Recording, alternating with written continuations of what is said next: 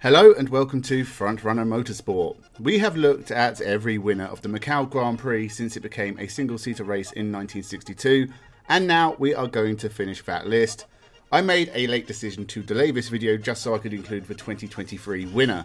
So watch all three parts to learn the winner of 61 Macau Grand Prix.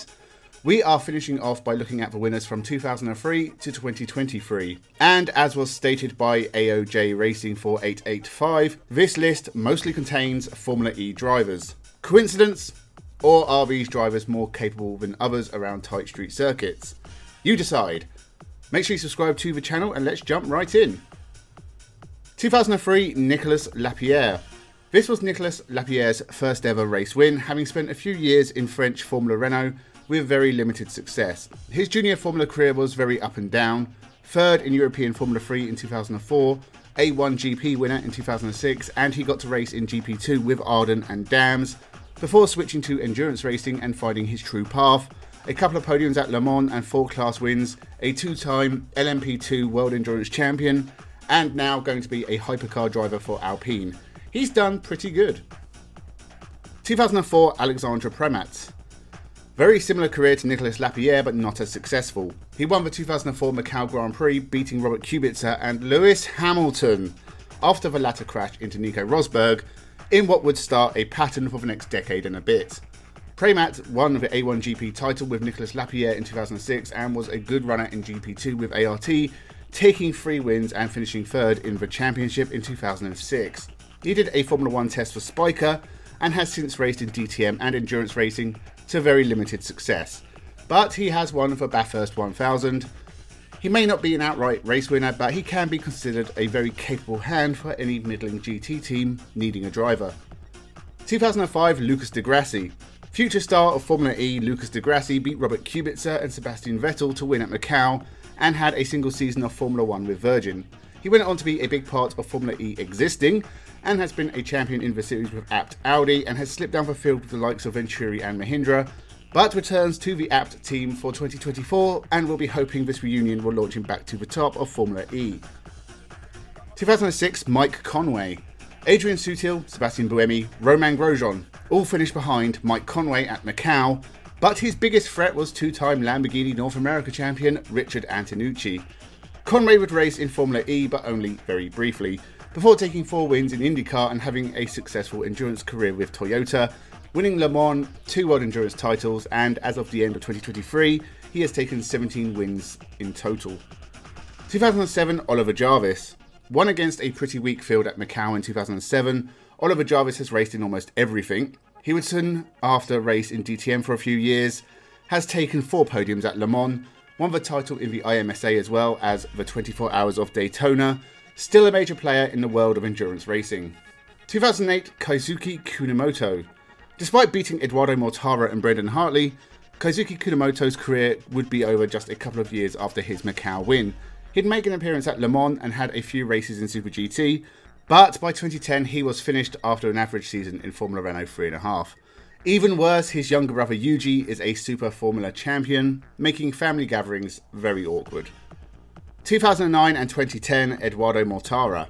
The first 2-time winner since Jeff Lees 30 years previously, Mortara beat such future stars as Valtteri Bottas, Jules Bianchi and Marcus Ericsson to win at Macau twice. He's also won like 5 Macau GT races, so he knows the streets pretty well. Mortara would win for Formula 3 Euro Series in 2010, but never got picked up for Formula 1, moving over to DTM for a number of years, taking 10 wins and finishing runner-up in 2016, and has also had a long run with Venturi in Formula E, winning 6 races and finishing runner-up in 2021, one of the all-time best at Macau. 2011 Daniel Juncadella. Spaniard Daniel Juncadella really came to age in 2011. He raced in GP3 in 2010 with Tech 1 Racing and was pretty anonymous. In 2011 he was 3rd in Formula 3 Euro Series and won the Macau Grand Prix, and in 2012 he won the Formula 3 Euro Series, European Formula 3 Series and the Masters of Formula 3 race, but he would only get a couple of Formula 1 test drives, moved into DTM for a few years, took a single win and is now a very competent GT driver. 2012 and 2016 Antonio Felix da Costa. The Formula E champion beat a slew of Formula E drivers, and George Russell to win 2 Macau Grand Prix in the former Portuguese colony. He's raced in all but 4 Formula E races ever, taking 8 wins and the 2020 championship with Techeetah. He's won the LMP2 title in the World Endurance Championship and continues to race for Porsche in Formula E. 2013 Alex Lynn beat previous year's winner Antonio Felix da Costa at Macau and went on to be a GP3 champion in 2014. He was a development driver for Williams for a couple of years and took wins in GP2. He'd go on to race in Formula E, taking a single win for Mahindra, and is now an endurance racer, getting a podium at this year's Le Mans with Cadillac. 2014 and 2015 Felix Rosenqvist won 2 very mixed strength fields of the Macau Grand Prix, beating Lucas Aura to the crown in 2014 and Charles Leclerc in 2015. One has failed to win the DTM title in the last couple of years, and the other has failed to win the F1 crown. Rosenqvist did neither. After winning the Formula 3 Euro Series in 2015, he'd spent a few years in Formula E before heading to America to race in IndyCar, taking a win but never really being a championship contender. 2017 and 2018 Dan Ticktum. I thought Dan Ticktum was definitely going to be a Formula 1 driver at some point, but those days have since passed. Despite beating Lando Norris to win at Macau in 2017 and Joel Eriksson in 2018, Ticktum never got to race in Formula 1 despite being a Williams reserve driver. He took wins in Formula 2 but has since moved on to Formula E with Neo, where he's been down the back of the field and remains at the newly rebranded ERT team for 2024. 2019 Richard Verschoor. The final winner pre-Covid was Dutchman Richard Verschoor, beating the now disgraced Yuri Vips. He has been pretty mediocre in both Formula 3 and Formula 2, but has at least won races in the latter, taking 3 wins in 3 years for MP, Trident and Van Amersfoort. Don't know where he'll be in 2024, but surely his time is almost up in Formula 2. 2020 and 2021 Hon Chao Long.